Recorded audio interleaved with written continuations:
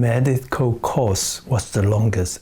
That was one of the most wonderful periods of my life. Freedom, no discrimination.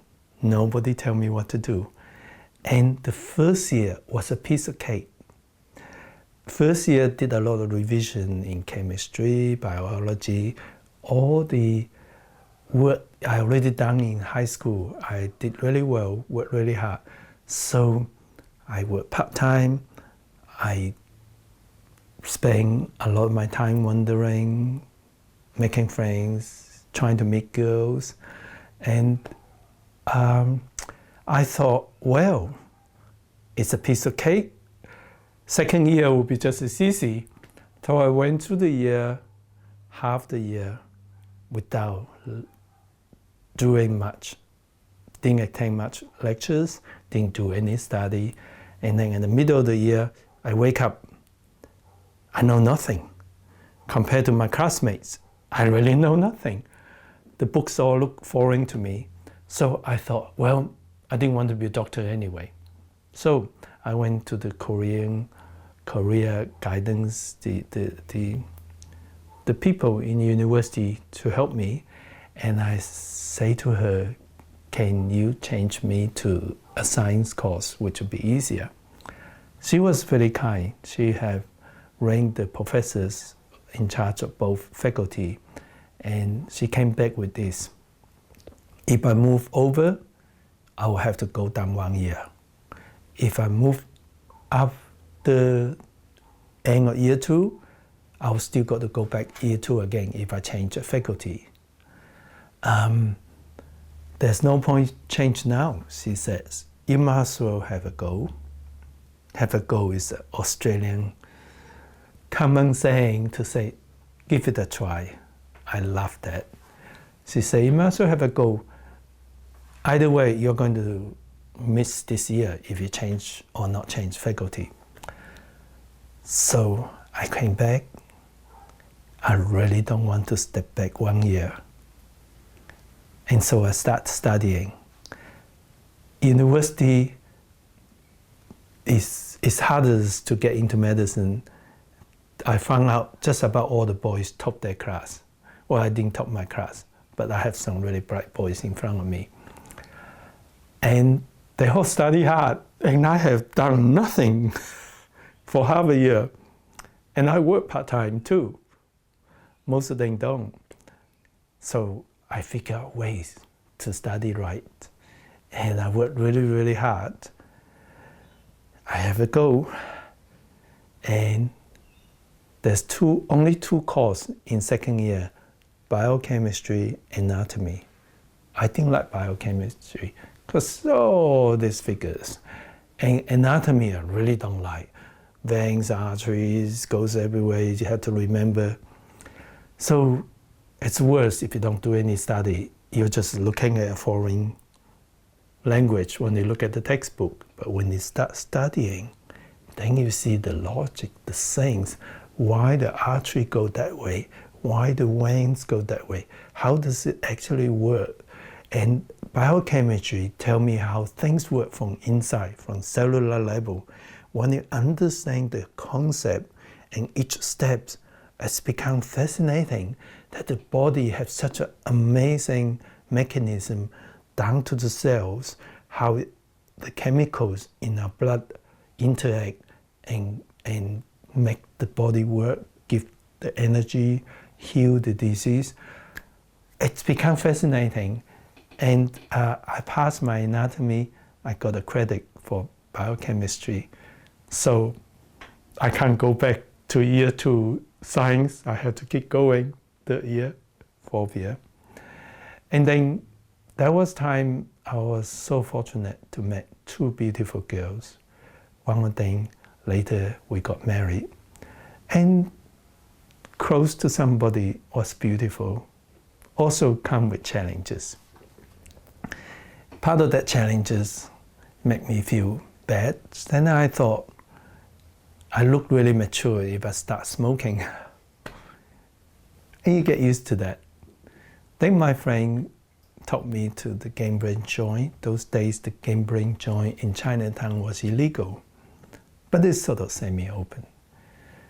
For some reason, I was feeling depressed. I wanted to do something, so I went to one of the joints by myself. It's easy to learn how to gamble. It's very simple, and I won $100. That's a huge amount of money those days. I have to work 2 weeks to earn that. And I got addicted to it. Wasn't fun when you're addicted to something. It's horrible. That's your world.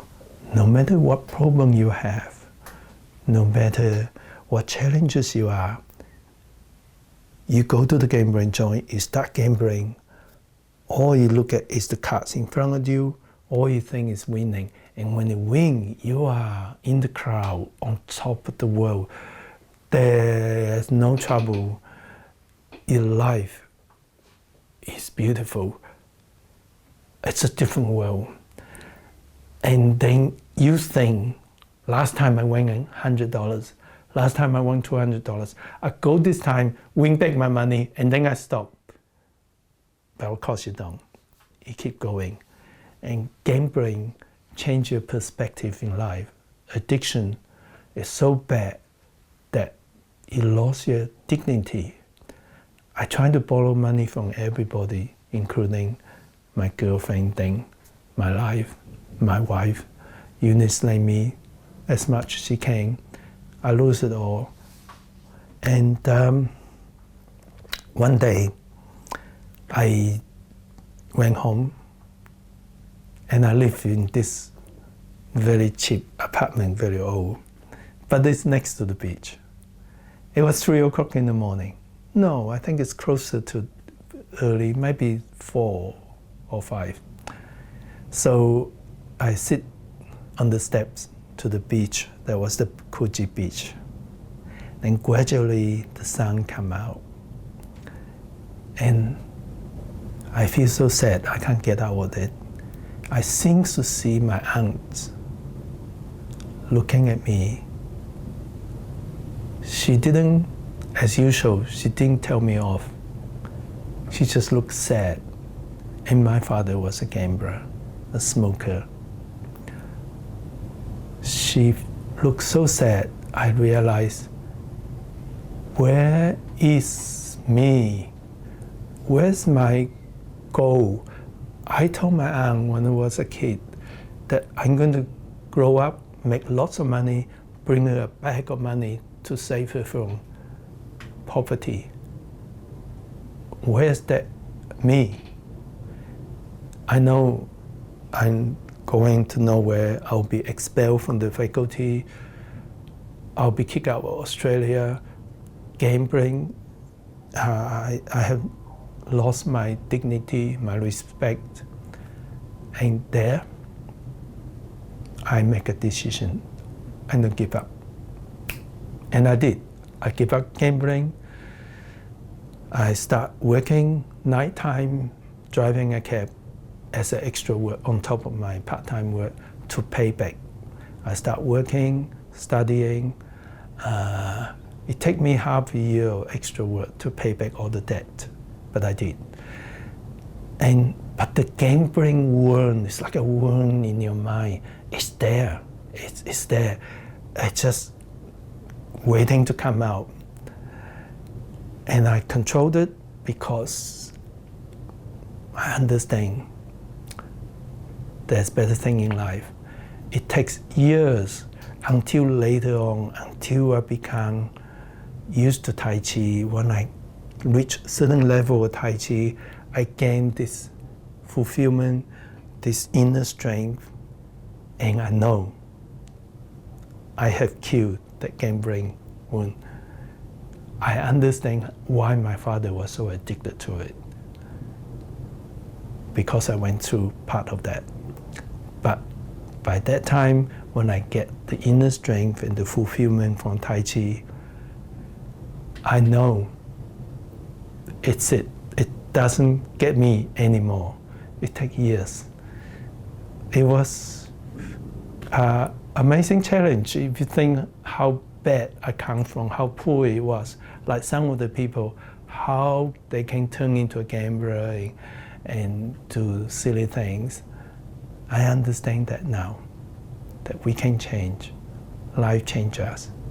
So, since then, I got through medicine without taking one step back. I graduated, and it was sort of nice, well, wonderful actually, to be a Dr. Lam, something I never dreamed of. And being a doctor turned out to be really suitable for me.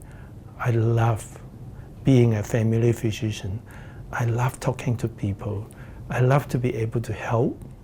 I love to be able to impact people's life positively in some way. And I get to know people, I get to understand why certain things are done, how people think. It was a wonderful time for me to become a doctor. I really enjoyed doctoring, but deep down there, I want to be a teacher.